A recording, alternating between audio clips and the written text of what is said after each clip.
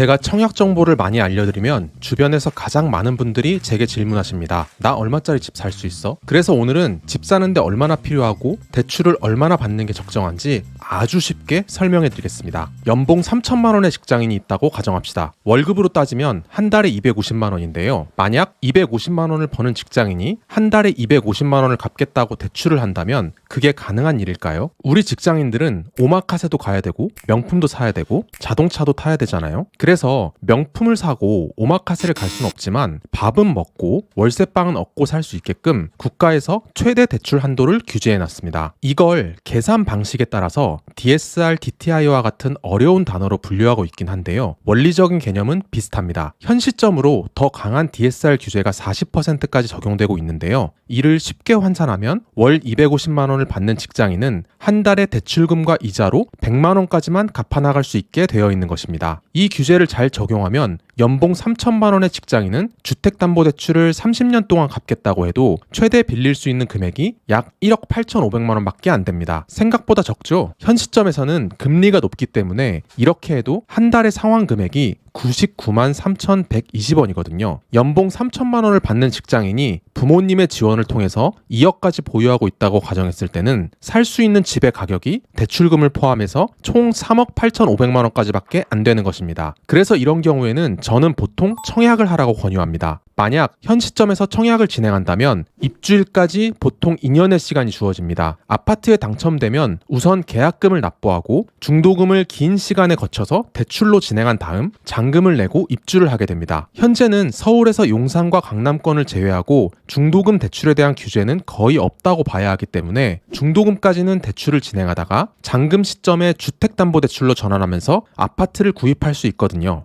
물론 분양가 외에도 세금, 옵션비 등등 대략 분양가의 10%가 더 들어가니까요. 자금 계획에 참고를 해야 되겠습니다. 이 시점까지 되면 정말 특수한 경우가 아니라면 연봉이 어느 정도 상향이 되어 있을 거기 때문에 조금 더 대출에서 유리해진다고 할 수 있습니다. 한 달로 따지면 월급이 325만 원이기 때문에 한 달에 갚을 수 있는 최대 금액은 130만 원이네요. 이렇게 되면 최대 대출 가능한 금액이 2억 4천만 원이 되기 때문에 부모님이 주신 2억과 합산한다면 총 4억 4천만 원짜리 주택을 취득할 수 있게 되는 겁니다. 그런데 솔직히 이 금액으로 서울에 있는 아파트를 구입할 수 있을까요? 불가능하겠죠. 그래서 이럴 땐 첫 주택 매입이라면 한국주택금융공사에서 대출을 받을 경우 좀 더 완화된 기준으로 대출을 진행해 줍니다. 현재는 비조정 지역에서 소득의 60%까지 대출을 받을 수 있는데요. 사실 여기서는 DTI라고 아까 위에서 설명드렸던 계산 방식하고 조금 다르긴 합니다. DSR의 경우에는 주택담보대출 외의 대출도 모두 원리금과 이자를 합산하지만 DTI의 경우에는 신용대출이 있으면 이걸 이자만 합산해서 대출을 더 받게 만들 수 있는 제도인데요. DTI가 DSR보다 보통 규제가 더 완화되어 있기 때문에 DSR보다 더 대출을 받을 수 있는 금액이 커집니다. 벌써 어렵죠? 하지만 이걸 디테일하게 계산하고 적용할수록 영끌족에 가까워지니까요. 그냥 집을 살 때 다른 대출금은 싹 다 정리하시고 한국주택금융공사에서 딱 주택담보대출만 대출받는다고 생각하세요. 현 시점에서 이 규제는 60%로 적용되기 때문에 연봉 3천만 원인 직장인의 경우에는 한 달에 150만 원까지 받을 수 있고 총 금액이 2억 7천만 원까지 대출을 받을 수 있고요. 연봉 3,900만 원의 직장인의 경우에는 한 달에 195만 원까지 가능하고 대출 가능 금액이 3억 7천만 원까지 됩니다. 2억이 있다고 가정했을 때는 각각 4억 7천만 원, 5억 7천만 원까지의 집을 살 수 있는 겁니다. 자, 그럼 이제 싱글 직장인을 봤으니까 신혼부부도 한번 살펴볼까요? 신혼부부의 경우에는 둘의 소득이 합쳐지기 때문에 한 달에 갚을 수 있는 대출금의 범위도 커집니다. 두 명의 연봉이 각각 4천만 원이라고 가정해 볼게요. 둘의 소득을 합산하면 연 8천만 원이고 한 달로 따지면 대략 660만 원이 됩니다. 여기에 40%를 곱하면